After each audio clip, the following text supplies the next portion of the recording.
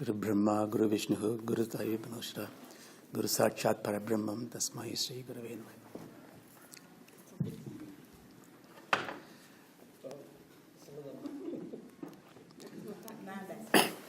Good morning, Namaskaram. So everybody's gone up now, that's good. That's good. No, that's fine. That is absolutely fine. We will get there. We will get there. Nothing has sunk up. We will get there. That's good. So are you able to... the best in everybody. That's good. Were you able to do this in the last few days? Not continuously. Okay.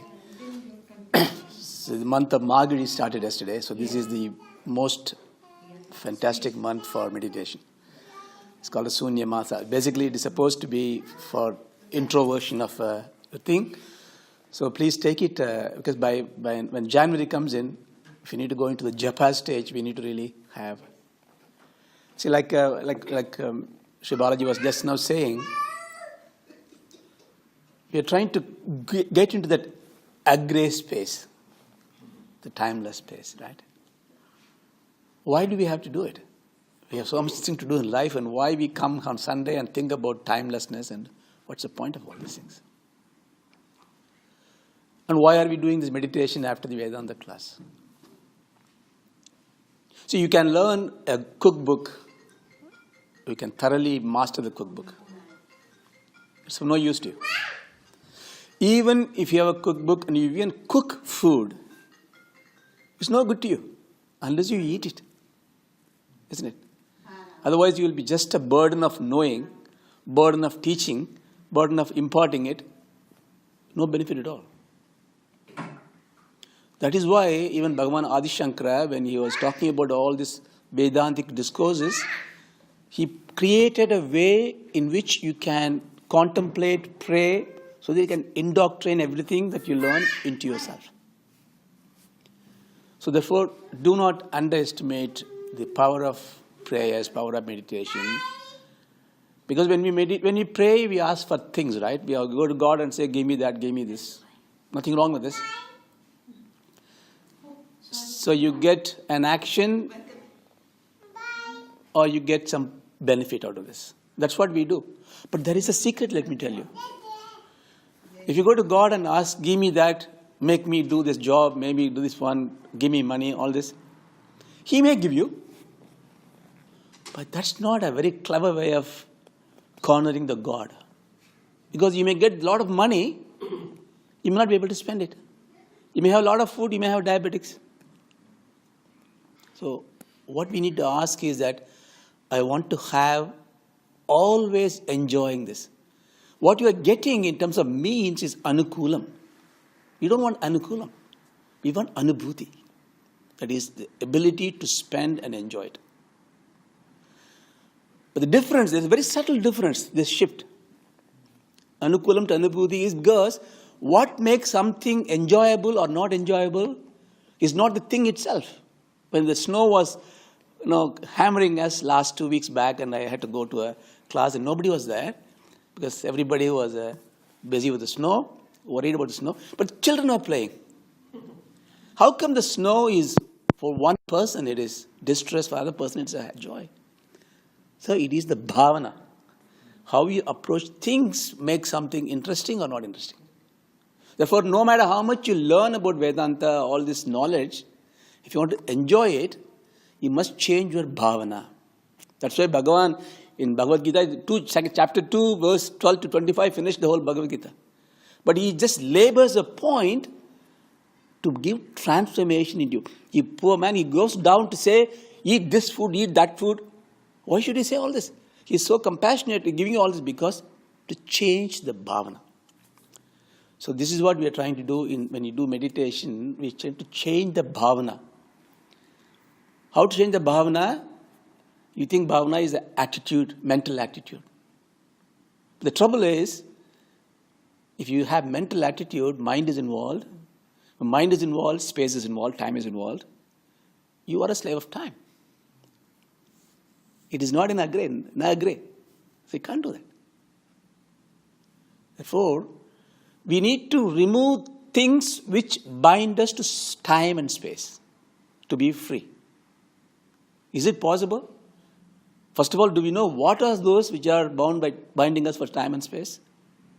What we have done in the last 6 weeks is only to identify those. First one, the rest of the world.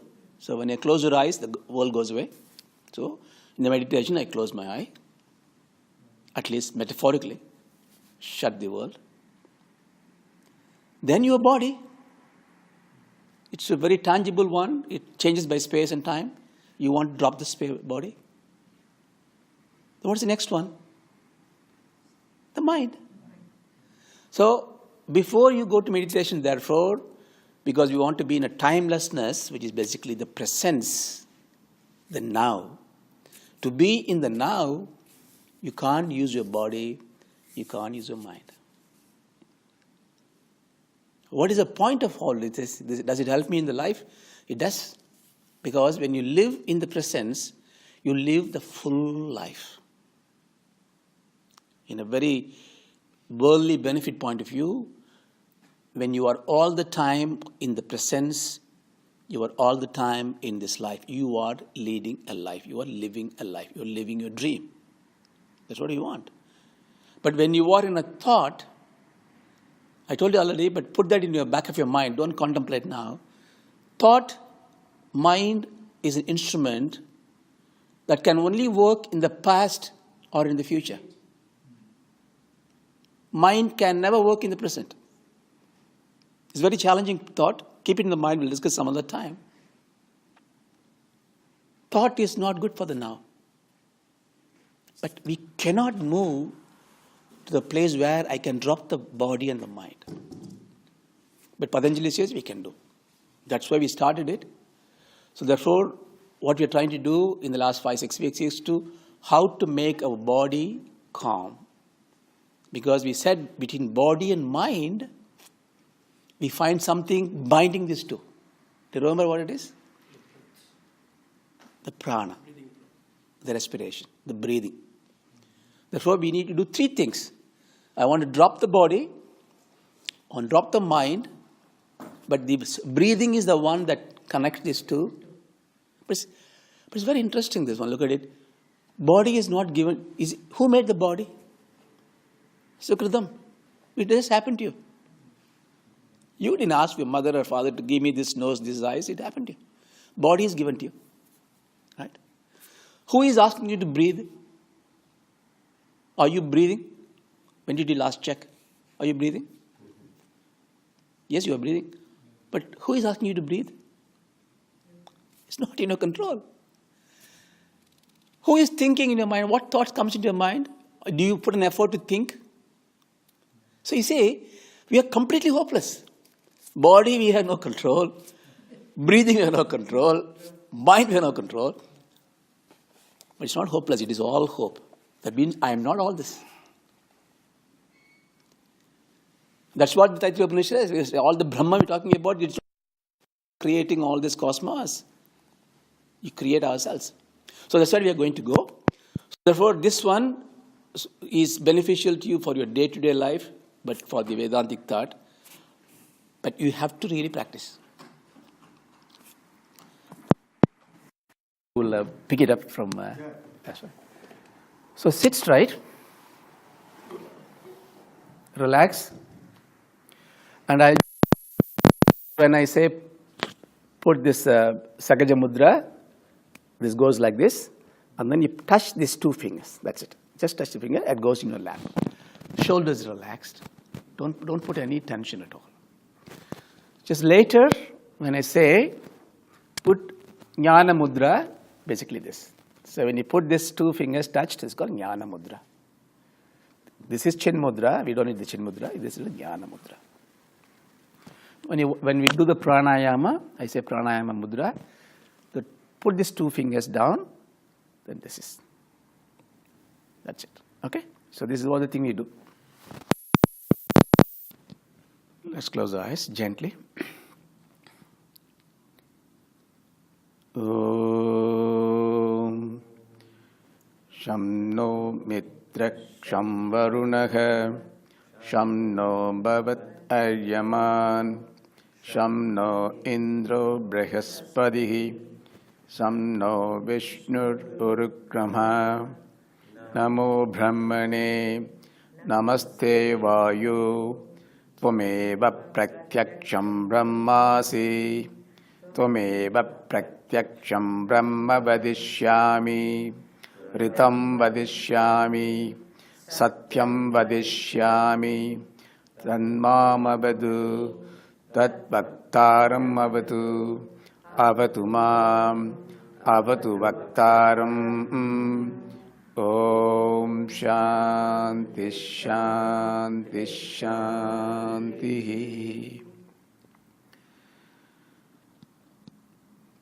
We always pray to the God. So we do the Sankalpam. Sankalpam is the determination. As nothing is more important than to be with oneself. This time, this space, this seed are given to me to contemplate. So help me God. Just keep the smile on the face. Mudita Vadana. Smile is important. That brings out your tejas. That relaxes your facial muscles. But this smile is not just a smile to give a pretty face to others. It is actually the smiling of your heart. Because now you realize all these problems that comes and go, they don't touch you. So you smile at those problems. All the confusions, anger, greed, those vices that try to hypnotize us, we shun away, so we laugh at them. There's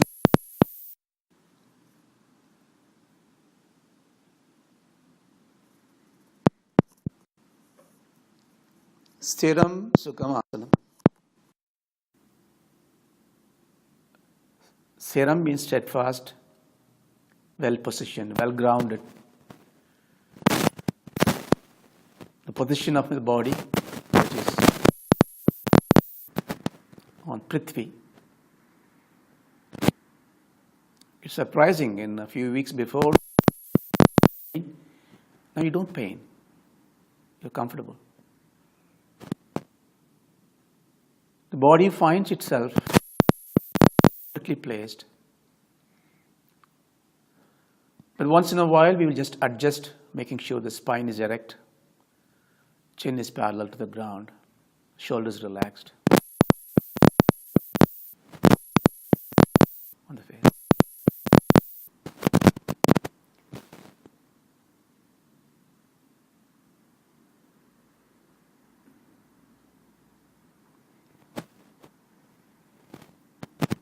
Don't expect when something comes, let's react to it. Otherwise, we try to observe. See, meditation is all about observation and attention. This is not concentration, observation. But the best way if you want to observe, somebody is singing, somebody is talking,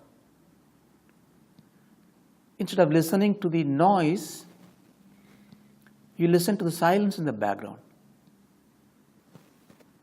That's how the best recording equipment do. Then the noise is just a variation, modulation of the silent wave.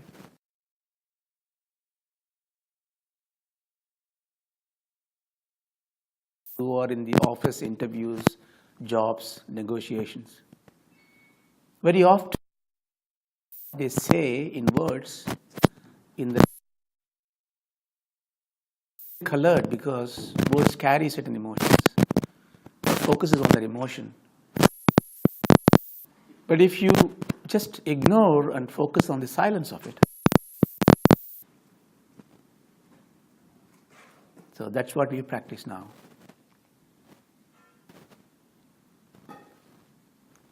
Feel the body that is touching the earth. Don't think, but feel the touch of your legs on the seat. Even though you're on a chair, it's a prithvi. It's a material. Visualize that your seat that you're sitting on is just part of your body. You're just sprouting out of this prithvi.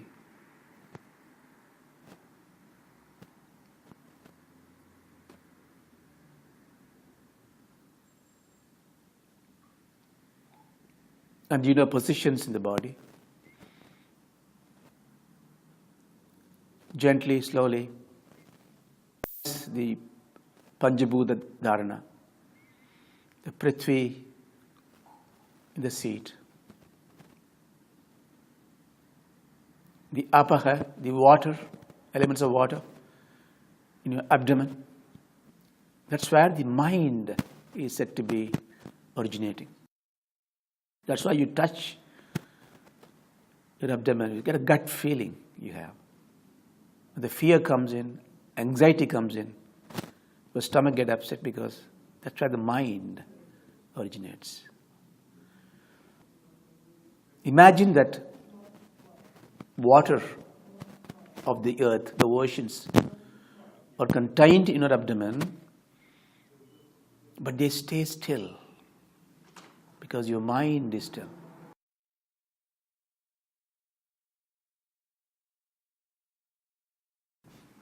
And the stomach, which has got this digestive fire, Vaishvanara, is on your left side of your abdomen.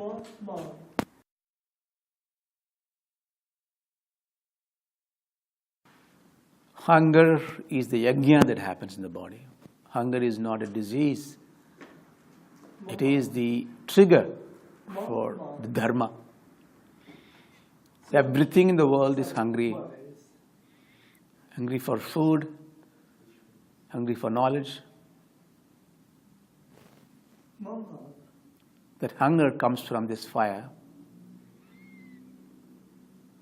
That fire we need to nourish.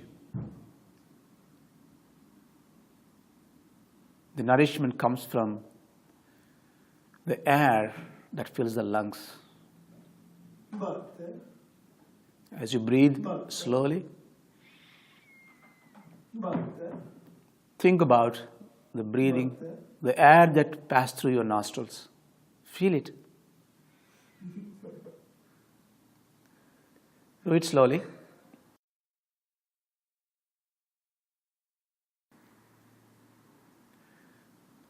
These four primordial energies, Prithvi, water, fire, and the air, they make everything. They make all the elements. They are the Bhutapati. They are all contained in this space that is a space. Your head is full of space between the earlobes, between the nostrils, and the iris and the eye, the throat. The space brings out all the energy. So this body is very essential instrument to do the Panchabhuta Yajna. What we learnt in the Taittiriya Upanishad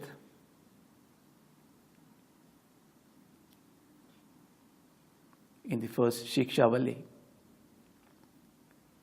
the Upasana is this. They meet each other, fire and the water, Uttara Rupa and Purva Rupa. The fire and the air. So this yajna is happening in your body, and let it go. You are able to detach from the body now because you can see it. It's motionless. You see it from the top, the bottom, from the back.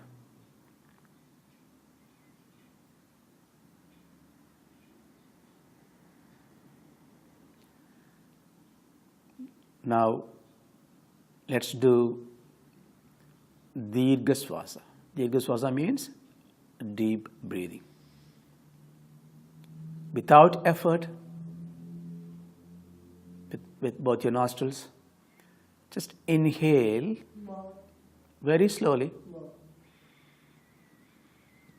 As you inhale, feel that it is going and topping of your abdomen. Your abdomen should bulge out. Do it deliberately. As you're breathing in, feel your abdomen fills up and bulges out, and your lungs and the chest. And then you breathe out slowly, imagining the air from the chest comes out, followed by the lungs, followed by the abdomen. As you exhale, when everything is emptied, just deliberately tuck your tummy inside for a second. Keep doing it.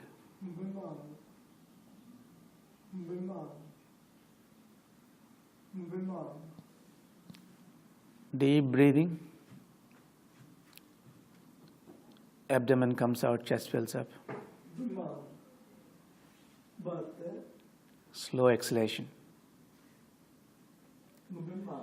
When you exhale, exhale slowly. Try to exhale completely. Once you exhale, just tuck your tummy for a minute. When you exhale completely, the breathing will rushing in to fill up again. Control it. Be slow. The trick is, when you completely exhale, create a momentary pause, maybe a couple of seconds, just pause. Imagine there is a hole or a chakra, whatever you want to call it. A couple of seconds pause. Same way, when you finish inhaling it, before you exhale, just a couple of seconds pause. So you have 2 pause points.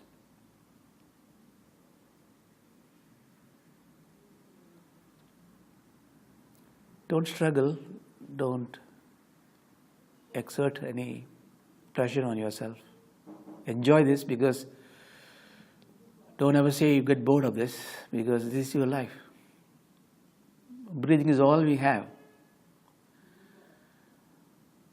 It's like a little puppy, it's trying to get you a cuddle, but you never bother to look at it. You're so busy with so many things to expend your prana, never to caress it, cuddle it. Therefore, let it take its sweet time.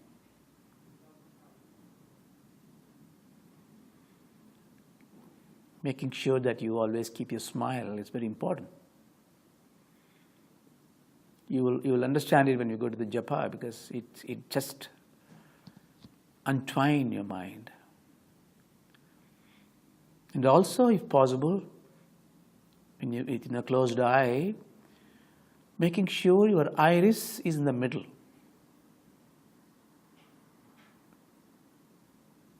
Not to be wandering so much, but in the middle.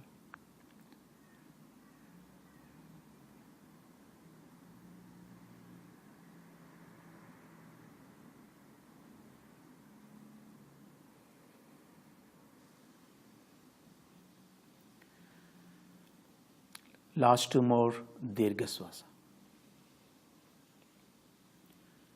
Try to extend as much deep you can.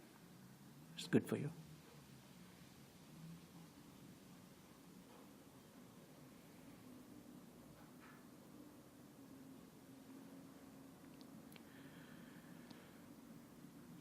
In the Sagaja Mudra, the thumbs that are touching each other, if it's slightly touching, you may feel the pulse of it. If you don't feel it, doesn't matter. At some stage, you'll be able to see the pulse jumping between those 2 thumbs. If you're able to get that, Hold on to that position. Should not press it too hard, just touch it, just gently touch it. Okay. Now relax, don't worry about the breathing now. Still eyes closed. This Dirgha Swasa brings rhythm to the body.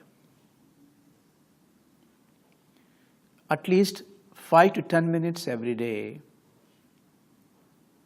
If you do this,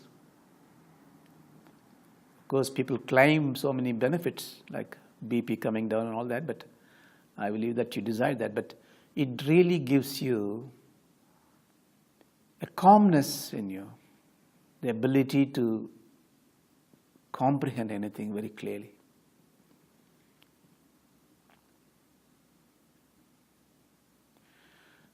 Now on the left hand, keep the Jnana Mudra on your lap.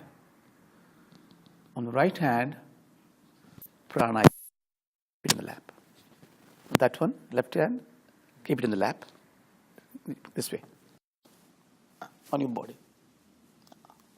And on the right hand, take it to the pranayama.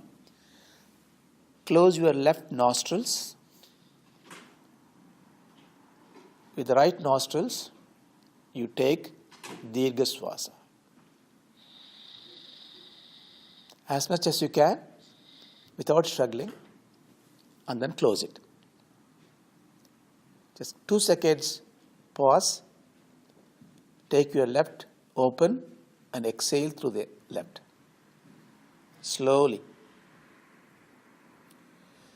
Exhale as much you can exhale out. Then slowly on the left, inhale. Close the left. Keep the breathing in the lungs for a couple of seconds. And open the right. Exhale slowly. When you completely exhaled, inhale slowly. Have a deep inhalation. Then close the right nostrils. Make the 1 second, 2 second pause. Again on the left, exhale.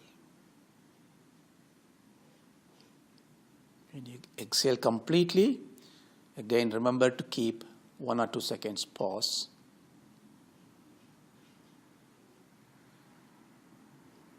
Don't pinch your nose too hard, it may hurt you. Just gently to close the nostrils.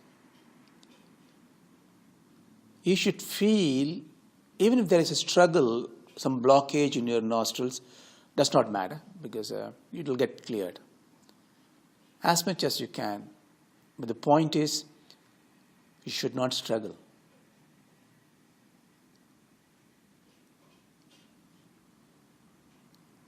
Ensure your back is straight. You have a smile. Inhalation. Now, if it is rhythmic, we should do oblation to those devatas, because what we worship, every power, we have a devata. The left nostrils is called Chandranadi, Soma. The breathing from the left, inhalation from the left is instrumental for emotional balance, according to Yoga Sastra. The right is Surya Nadi. So when you inhale from the right, say in your mind,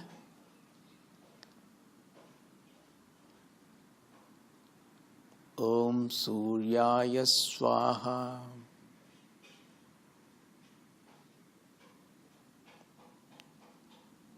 And as you exhale in the left, say Om Suryaya Idham Namah. Just once is enough. So do it for the right nostrils. For the left, as you know, similarly, as you inhale, Om Somaya Swaha. And exhale, Om Somaya Idam Namaha.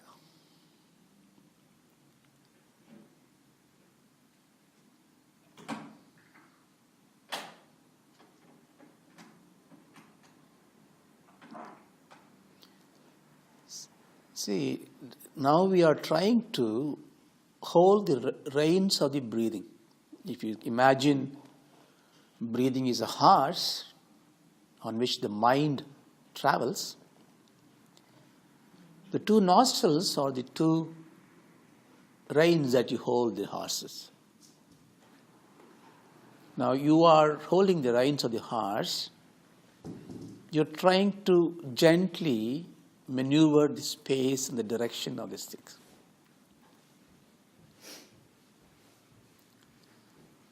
When the flow of the respiration is natural, it's called anuloma. When we try to bring some control and change the course, it's called viloma.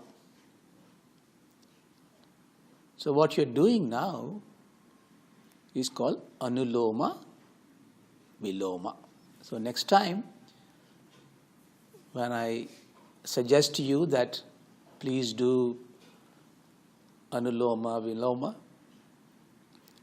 it means you do the pranayama with alternate breathing with a deep fall.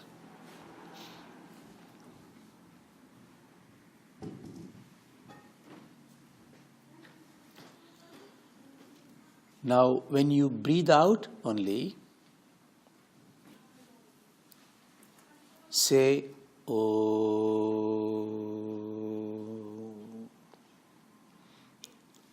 As long as you are breathing out to that duration of the time that the Om sound comes, imagine it merges into the 2-second pause point that you have in exhalation. And imagine it rises out of the 2 seconds pause point at the inhalation.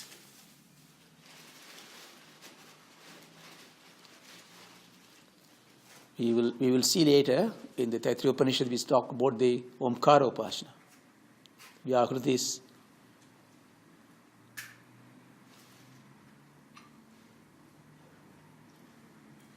So this is a visualization where the Omkara rises from your breathing and abides in the breathing.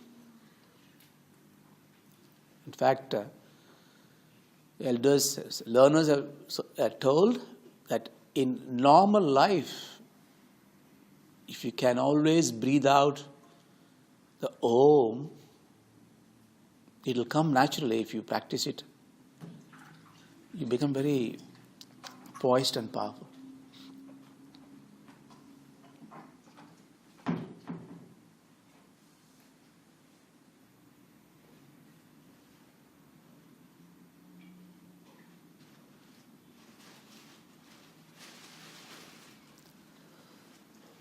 Last 4 more. Enjoy it. As much as possible, when you using one nostrils, try to do that from that one.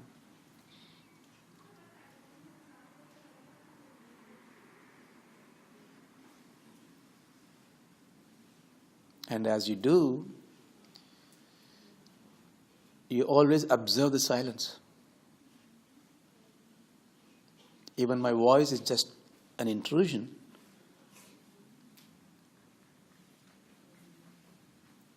you will hear within yourself a perennial chipping noise.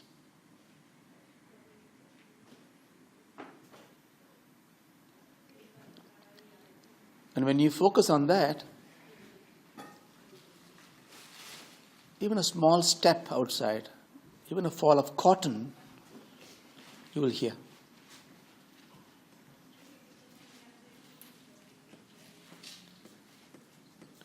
We will learn about this in subsequent session. The power of hearing, the senses, enhances when the breathing is systematic.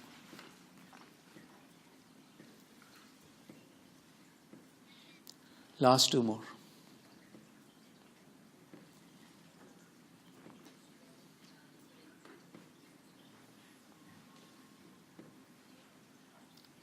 One more.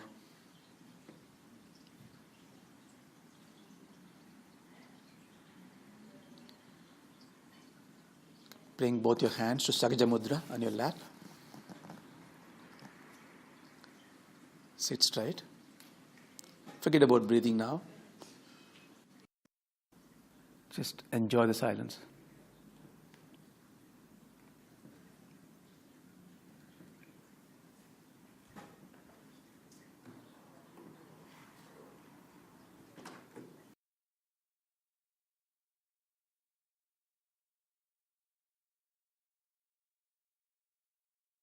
Feel your legs are energized. The whole body is glowing with power and energy. Even the momentary pains and discomfort has no place now. As if the body is comfortable by itself without us.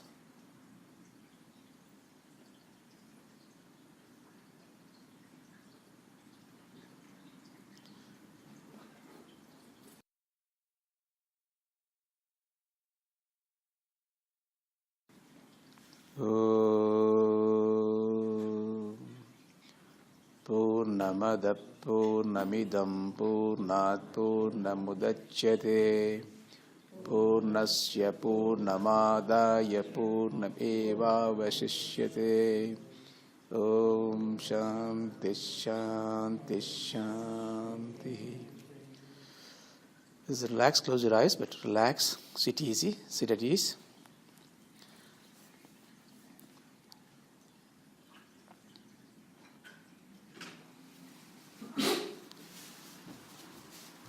Gently rub your hands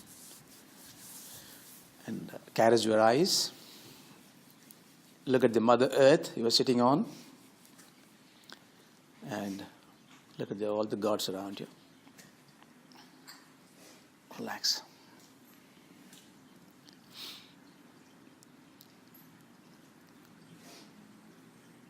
I think it will be useful to do it every day.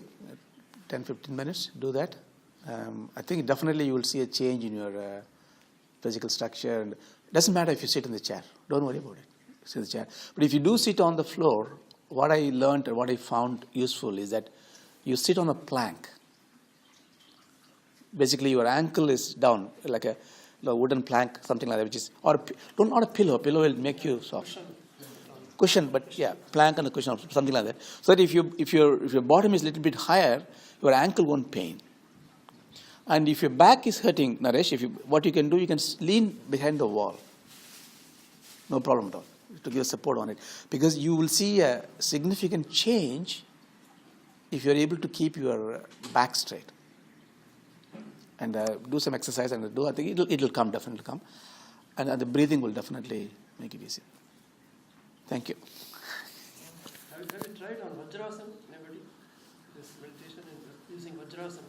I find that more comfortable. Yeah, you can whichever asana. Yeah, Vajrasana, yeah, it is. Vajrasana. Yeah, you can do lots of asanas. You can do. And I don't know a lot of asana, but I think that you can do.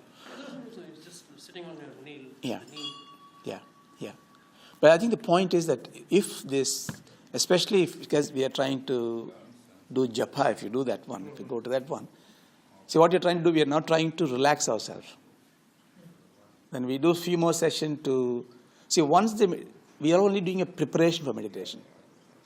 So you should be able to 5 minutes to get the body at rest, 10 minutes for breathing to come, 15 minutes, 10 minutes for the mind to relax, 25 minutes. Then whatever you want to contemplate, is it God or is it winning a prize or thinking about. They say if you like somebody or if you are thinking about somebody who is far away from you, you can do japa on them. And it will have an impact on them. That's what they say. So there's so many things there. I'm not going to go into that one. But what I'm saying is that you can do that. To do that japa, you need to have all those preparation. Because without this, if you go to the japa, it's very dangerous. Om Sadghamaya Tamasoma Jyotirgamaya Mrityoma Amrdam Gamaya